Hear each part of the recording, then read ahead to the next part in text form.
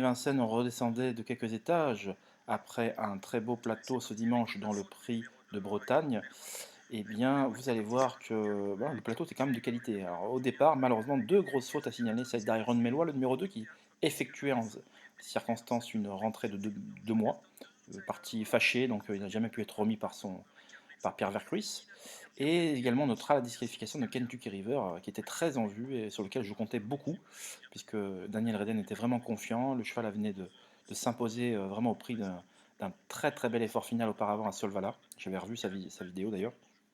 Et malheureusement, écoutez, ça arrive parfois, ce sont des courses de trop et il faut rester au galop du départ à l'arrivée. Le départ lui a été fatal et François Lagadoc n'a pu le mettre en droite ligne. Donc peut-être que la prochaine fois, ils assureront le coup, ils partiront plus à l'extérieur, voire tout à la corde, je sais pas, mais pas au centre comme ça, un peu de manière un peu précipitée, et peut-être qu'il y avait mieux à faire au départ. Mais bon, c'est facile à dire après coup.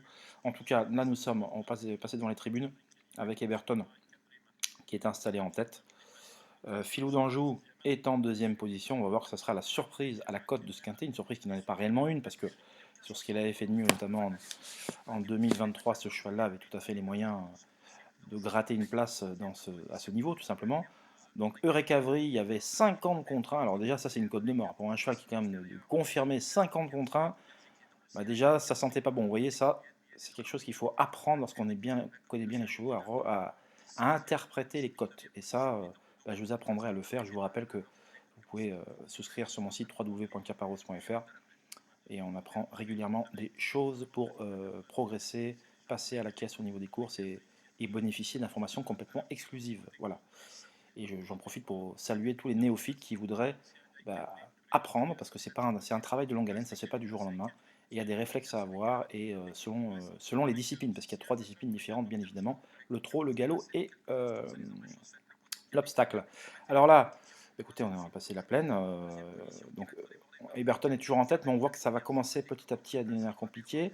Alors déjà là, I Can Dream vient à son extérieur, ne cherche pas à prendre l'avantage. Déjà par rapport à I Can Dream, je me suis dit, ça va pas trop le faire.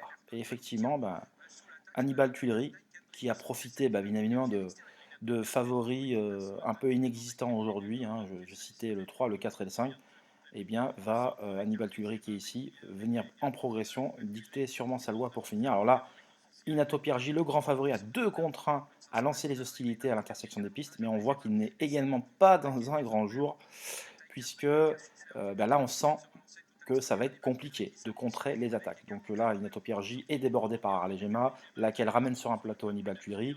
On sent que ça va être compliqué pour le numéro 3 d'être dans les 3 premiers, il va finalement finir 5e. Donc, entrée ligne droite, Arlegema lutte farouchement pour la victoire, fait longtemps illusion, mais c'était sans compter sur Hannibal Tuileries qui viendra en disposer comme il sait le faire à l'issue d'un bon rush final. Quant à Greco Bello, qui se bonifie comme le bon vin avec le temps, il viendra arracher la 3e place aux dépens de Philo d'Anjou, qui aura le temps de venir chipper la 4e place au favori Inato Piergi sur le poteau. Donc une arrivée quand même, on va dire, des favoris qui n'ont pas répondu présent. C'est les 4e, 5e, 6e chances qui ont tiré les marrons du feu, et au milieu un outsider qui se rappelle à notre bon souvenir. Voilà, donc ce qu'il faut dire de ce quintet, je pense qu'on la recourra plusieurs fois. Celle-là, on aura au mois de décembre une arrivée différente, parce qu'il y aura des engagements de ce même type le mois prochain. Donc voilà ce qu'on peut dire sur ce quintet. N'hésitez pas à venir rendre visite sur mon site internet www.caparos.fr. N'hésitez pas à m'écrire également, tous les liens sont sous la vidéo. Je vous souhaite un excellent débrief et on se dit à très vite. Bye bye.